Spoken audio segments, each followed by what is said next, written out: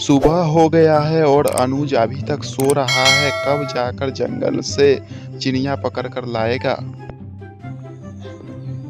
अरे मैं तो अभी तक सोया हूँ। बहुत लेट हो गया लगता है। मेरे जाल में तो बहुत सारी चिड़िया फंस चुकी होंगी अब तक। चलकर देखना चाहिए मुझको। शिकारी अपना पिंजरा उठाता है और जंगल की ओर चल पड़ता है।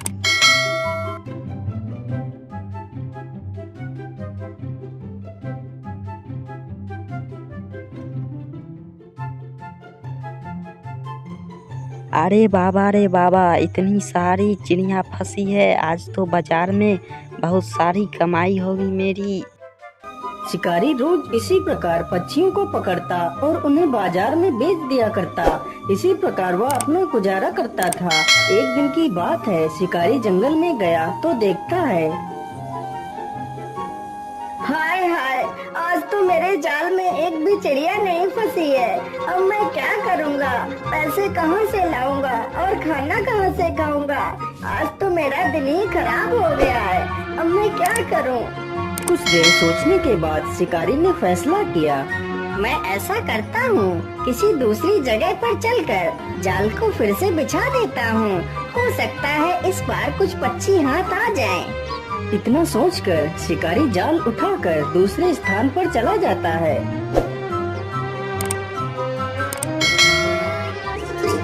हाँ, ये स्थान सही रहेगा। मैं अपना जाल इसी जगह पर बिछा देता हूँ। यहाँ पर मुझे जरूर कुछ ना कुछ मिलेगा। शिकारी अपना जाल बिछा देता है और पास के पेड़ के नीचे बैठ जाता है। कुछ देर बाद एक कबूतरी उसके जाल के पास आती है और दाना चुनने के चक्कर में जाल में फंस जाती है। तभी जोर जोर से हवाएं चलने लगती हैं और हवाओं के साथ जोर की बारिश आ जाती है। अरे बाप रे बाप, या तो बारिश आ गई। अब क्या करूं? चलो जल्दी से अपना जाल उठाकर किसी पेड़ के नीचे बैठ जाऊंगा और जब बारिश थम जाएगी तो फिर से जाल बिछा लूंगा। इतना सोचकर वह अपने जाल के पास जाता है तो देखता है एक कबूतरी जाल में फंसी हुई है। अरे वाह वाह, चलो कम से कम एक कबूतरी तो जाल में फंसी। चलो जल्दी से इसे जाल से निकाल कर पिंजरे में रख देता हूँ। शिकारी तुरंत ही कबूतरी को पकड़कर पिंजरे में बंद कर लेता है। चलो चलो जल्दी से किसी बड़े वृक्ष के नीचे बैठ जाता हूँ।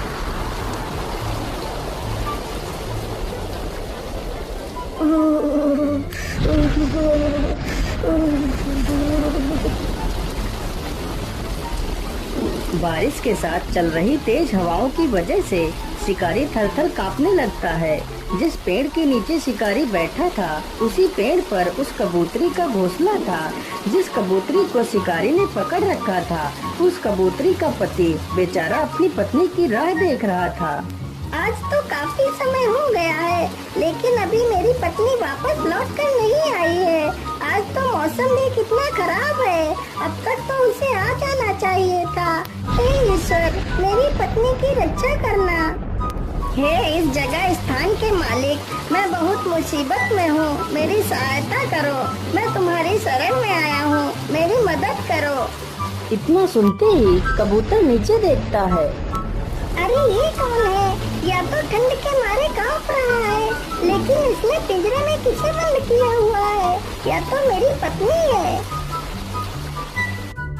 अरे रुकमा, तुम इस पिंजरे में क्या कर रही हो? और तुम्हें इस पिंजरे में किसने बंद किया है? क्या बताऊं स्वामी, मैं शिकारी के जाल में फंस गई थी और इस शिकारी ने मुझे पकड़कर इस पिंजरे में बंद कर दिया। लेकिन स्वामी, तुम मेरी चिंता ना करो, मुझे यह दंड मेरे पिछले जन्म के पाप के कारण मिल रहा है। लेकिन प्रिय, तुम ये क्या कह रही हो? मैं कुछ समझ नहीं पा रहा हूँ। स्वामी, ये तब की बात है जब हम दोनों बगीचे में टहल रहे थे। अरे अरे उधर देखो, कितना सुंदर पक्षी है। काश मुझे ये पक्षी मिल जाता तो मैं इसे पिंजरे में बंद कर रोज इसकी सुंदरता को देख पाती। अरे प्रिय, तुम मेरे रहते हुए चिंता क्यों करती हो? मैं इस पक्षी को तुम्हारे लिए पकड़वा सकता हूँ। अगले ही दिन रतनलाल एक शिकारी के पास पहुँचता है। अरे ओ कानू शिकारी, मुझे तुमसे कुछ काम है। अरे बोलिए रतन भैया, आपको मेरी क्या आवश्यकता पड़ गई? कानू भाई, मुझे एक चिड़िया पकड़वाना है। यदि तुम मुझे उस चिड़िया को पकड़ कर दे दोगे तो मैं तुम्हें उस चिड़िया के बदले जितनी भी कीमत मांगोगे मैं तुम्हें दे सकता हूँ। हाँ हाँ, क्यों नहीं रतन भैया, आप बस मुझे उस चिड़िया का घोंसला दिखा दीजिए। उस चिड़िया का घोंसला कहाँ पर है, मैं तुम्हें चिड़िया पकड़ कर दे दूंगा। रतनलाल उस शिकारी को साथ में ले जाता है और चिड़िया का घोंसला दिखा देता है। कानू शिकारी पेड़ के नीचे जाल बिछा देता है और उसमें दाने डाल देता है। चलो चलो, जल्दी से झाड़ी के पीछे छिप जाता हूँ।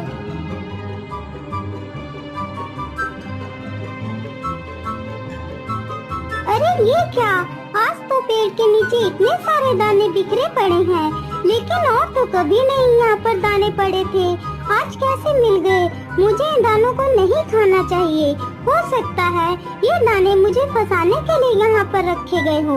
नहीं नहीं, मैं इन दानों को नहीं खा सकती। इसी प्रकार चिड़िया सोच में डूब जाती है।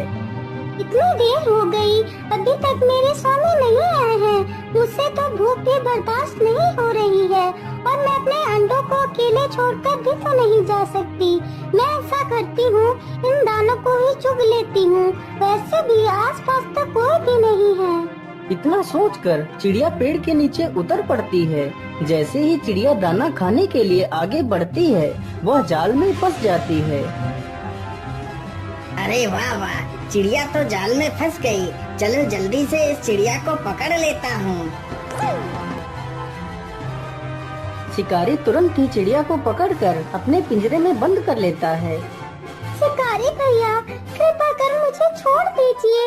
मेरे अंडे मेरे बिना मर जाएंगे और मेरे पति मेरे वियोग में अपने प्राण त्याग देंगे। मेरा परिवार टूटकर बिखर जाएगा। मुझे छोड़ दीजिए। अरे नहीं नहीं, मैं तुझे छोड़ दूंगा। तू मेरी मनमानी रकम हाथ से चली जाएगी। मैं तुझे नहीं छोड़ सकता। चिड़िया बेचारी रोती रहती है, लेकिन शिकारी उसे नहीं छोड़ता।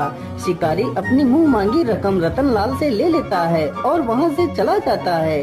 उधर जब चिड़िया का पति वापस आता है तो देखता है, अरे अंडों को अकेला छोड़कर रानी कहाँ जा सकती है? ऐसा तो कभी नहीं हुआ कि रानी अंडों को अकेला छोड़कर कहीं चली जाए। कहीं उसके साथ कोई अनहोनी तो नहीं हो गई। ये सब कुछ सोचते सोचते उसकी नज़र जमीन पर पड़े अनाज के दानों पर पड़ती है।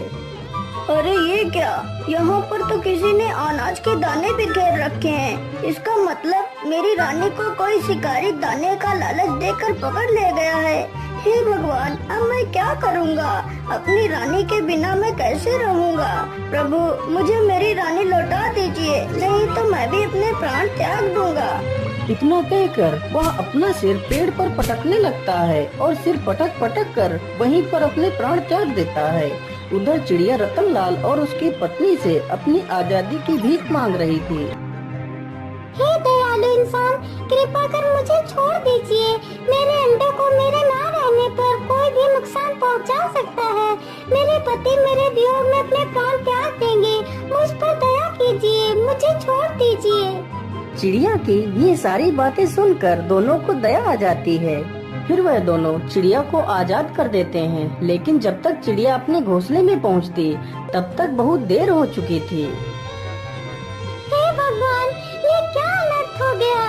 स्वामी, तुम मुझे छोड़कर क्यों चले गए? तुमने मेरी प्रतीक्षा क्यों नहीं की? अब मैं अकेले कैसे रह पाऊंगी? मुझे भी नहीं जीना है। हे प्रभु, मुझे भी मार दो। इसी प्रकार तड़प तड़प कर वह चिड़िया भी अपने प्राण त्याग देती है। उस चिड़िया का पूरा परिवार तहस नहस हो जाता है। उसी चिड़िया का अभिशाप रतनलाल और उसकी पत्नी को लग जाता है, जिसकी वजह से अगले जन्म में वह दोनों कबूतर और कबूतरी बनते हैं। याद आया स्वामी, आज हम दोनों उसी चिड़िया के श्राप को भुगत रहे हैं। लेकिन स्वामी, तुम चिंता मत करो, यह शिकारी तुम्हारी शरण में आया है। तुम इसकी सहायता कर अपने धर्म का पालन करो। लेकिन प्रिय, तुम्हें इस हालत में देखकर मैं अपने धर्म का पालन कैसे करूं? नहीं नहीं स्वामी, तुम मेरी चिंता मत करो, तुम इसकी सहायता करो। बोलिए शिकारी भाई, मैं तुम्हारी क्या मदद कर सकता हूँ? मैं इसी स्थान पर रहता हूँ। तुम मेरे शरणार्थी हो, इसलिए मैं तुम्हारी प्रत्येक इच्छा को पूरा करूँगा। हे कबूतर भाई, मुझे बहुत जोर की ठंड लग रही है। यदि तुम मेरे लिए आग की व्यवस्था कर देते तो मेरा सारा जाड़ा छूट जाता। कबूतर तुरंत ही जाता है और लकड़ियाँ इकट्ठा करने लगता है।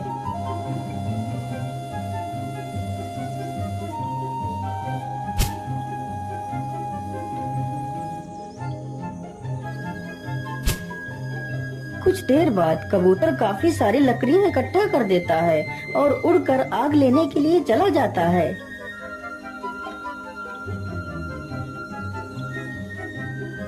फिर कबूतर एक आग की जलती हुई लकड़ी उठाकर ले जाता है और पड़ी हुई लकड़ियों में लगा देता है, जिससे लकड़ियाँ जल उठती हैं और शिकारी की ठंड छूट जाती है। हे शिकारी भाई, मैंने तुम्हारी ठंड तो कम कर दी है। अब यदि तुम्हारी कोई इच्छा और है तो वो मुझे बता दीजिए। हे कबूतर मेरे दोस्त, तुमने मेरी सहायता की है, इसके लिए मैं तुम्हारा आभारी हूँ। यदि तुम मुझे कहीं से थोड़ा सा भोजन ला देते तो तुम्हारी बहुत कृपा हो जाती। लेकिन शिकारी भाई, मैं किसी बड़े अनाज भंडार का मालिक नहीं हूँ, लेकिन मैं तुम्हारी एक पहर के लिए भूख को शांत कर सकता हूँ। इसके बाद मैं किसी को कोई दान नहीं दे पाऊँगा। इतना कहकर कबूतर आग के चारों ओर परिक्रमा करने लगता है।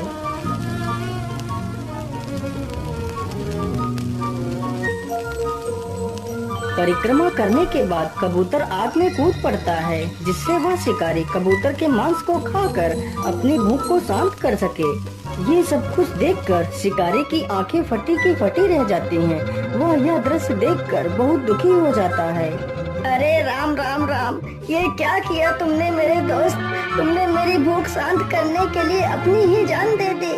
नहीं नहीं, आज मैं समझ गया मैं कितना बड़ा पापी हूँ। आज तक मैंने ना जाने कितने बेजुबानों को मौत के घाट उतारा होगा।